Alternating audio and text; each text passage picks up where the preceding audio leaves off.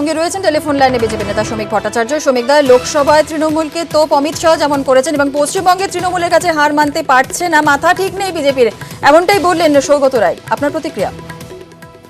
আসলে সৌগত রায় প্রথম থেকে যে রাজনৈতিক দল করেন এবং পরবর্তীকালে দল বদল করে তিনি যে অবস্থায় এসেছেন সেগুলো হচ্ছে ক্ষমতার দল, যেখানে এমএলএ হতে হবে কিংবা এমপি হতে হবে, নাহলে দলে কোনো প্রাসঙ্গিকতা থাকবে না, নাহলে রাজনীতি করি এই অনুভবটা নিজের দেহ মন্দিরে স্পর্শ করা যাবে না। বিজেপি গণহত্যা না করে, কাউকে আক্রমণ না করে সারা ভারতবর্ষে রাজনীতি করছে।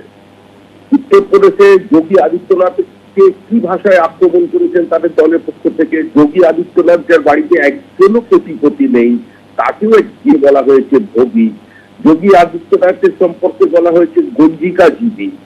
এরপরেও কিন্তু এই মাসের ভিক্টরি এসে যাওয়ার পরেও বিজেপি বিরুদ্ধে কেউ কোনো আক্রমণের অভিযোগ আনেনি, কারণ সেটা রাজনৈতিক সংস্কৃতি নয় বিজেপির, এবং ওখানেও রাজনৈতিক দলগুলো বা সমাজ সেই সংস্কৃতি থেকে বেরিয়ে আসতে পেরেছে। দুর্ভাগ্যের বিষয় হচ্ছে পশ্চিমবঙ্গে আমাদের 56 জন বিজেপি কর্মী খুন হয়েছে।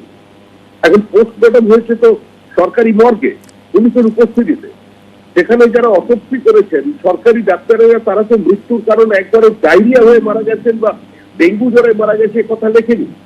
তাদের মৃত্যু অস্বাভাবিক ছিল এবং তাদের খুন করা হয়েছে, এটা তো সরকারি রিপোর্ট।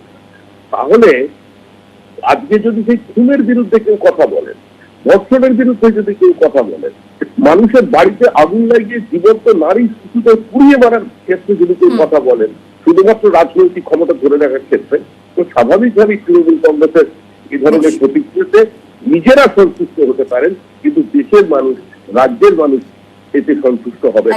মানুষ তৃণমূলকে দেখেছে, তাদের সরকার পরিচালনা দেখেছে, তাদের প্রশাসন দেখেছে, নির্বাচনের পরে তার আচরণ দেখেছে।